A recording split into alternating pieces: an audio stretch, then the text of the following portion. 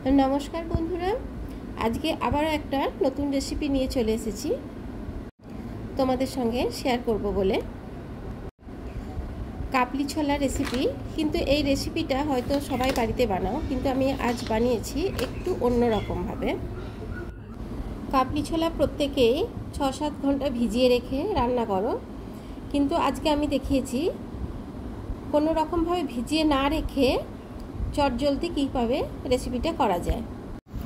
आमरा प्रत्येकेई काबली छोला जेभाबे रान्ना करी खूबই समय सापेक्ष ব্যাপার, তাই যতটা চটজলদি করা যায় আমি এই রেসিপিতে দেখিয়েছি। কাবলি ছোলা কিন্তু খুব প্রোটিনযুক্ত একটা খাবার, প্রত্যেকেরই উচিত এই কাবলি ছোলা কিন্তু সপ্তাহে একদিন হলেও খাওয়া। প্রথমে এগুলো খুব ভালো করে ধুয়ে নিতে হবে। আমি খুব ভালো করে ধুয়ে কাবলি ছোলাটা আলাদা করে নিলাম। এই কাবলি ছোলাটা খুব ভালোভাবে 2-3 বার ধুয়ে নিতে হবে, কারণ বাজার থেকে আসা জিনিস অবশ্যই ধুয়ে নিতে হবে, যতই প্যাকেটের জিনিস হোক। এটা খুব ভালো করে আমি ধুয়ে নিয়েছি। এবার প্রেসার কুকারে দেব।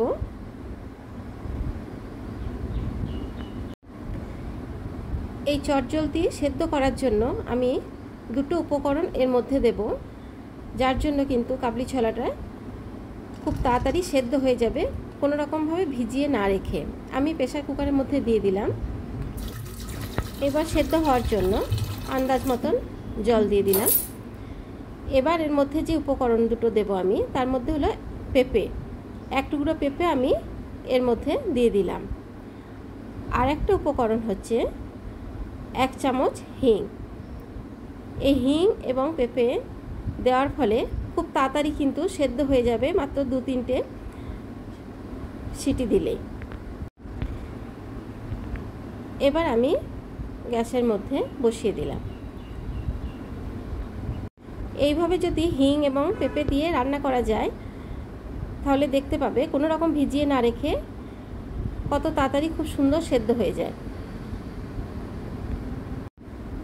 এবার আমি রান্নাটা করার জন্য কড়াইতে বেশ কিছুটা সাদা তেল আমি দিয়ে দিলাম, 3 চামচ মতন।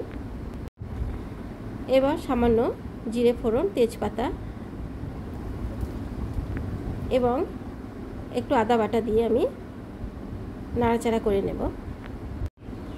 এখানে একটা গোটা টমেটো টুকরো করে নিয়েছি, সেটাও দিয়ে দিলাম এবং বেশ খানিকক্ষণ টমেটোটা নাড়াচাড়া করার পর আমি সামান্য লবণ দিয়ে দিলাম পরিমাণ মতন। এখানে জিরে গুঁড়ো, ধনে গুঁড়ো, হলুদ গুঁড়ো, কাশ্মীরি লাল লঙ্কার গুঁড়ো সবই পরিমাণ মতন দিয়ে দিলাম। এখানে আবারও 1/2 চামচ আমি হিং দিয়ে দিলাম। একবার সেদ্ধ করার সময় হিং দিয়েছি এবং এটা রান্নাটা করার সময় আবারও 1/2 চামচ হিং দিয়ে দিয়েছি। এই মশলাটা খুব ভালো করে কষিয়ে নিতে হবে। এবার এর মধ্যে আমি 2টো আলু এভাবে টুকরো করে সেদ্ধ করে নিয়েছি, সেটা দিয়ে দিলাম। এই সেদ্ধ করা আলু এবং মশলা খুব ভালো করে নাড়াচাড়া করে নিতে হবে। এরপরে সেদ্ধ করা কাবলি ছোলাটা আমি দিয়ে দেব।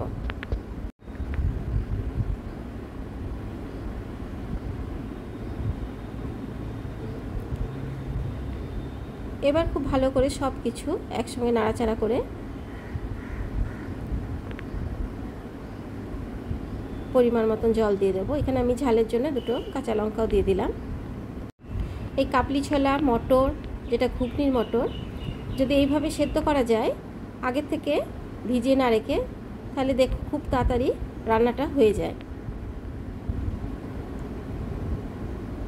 এবার আমি ওপর থেকে বেশ কিছুটা ধনেপাতা দিয়ে দিলাম, কারণ রান্না আমার কমপ্লিট।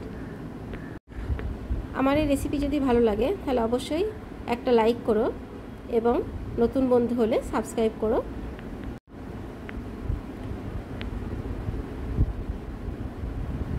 এবার সার্ভ করার সময় আমি আবারও বেশ কিছুটা ধনেপাতা দিয়ে সার্ভ করছি। আমার এই রেসিপি সম্পূর্ণ দেখার জন্য অনেক অনেক ধন্যবাদ।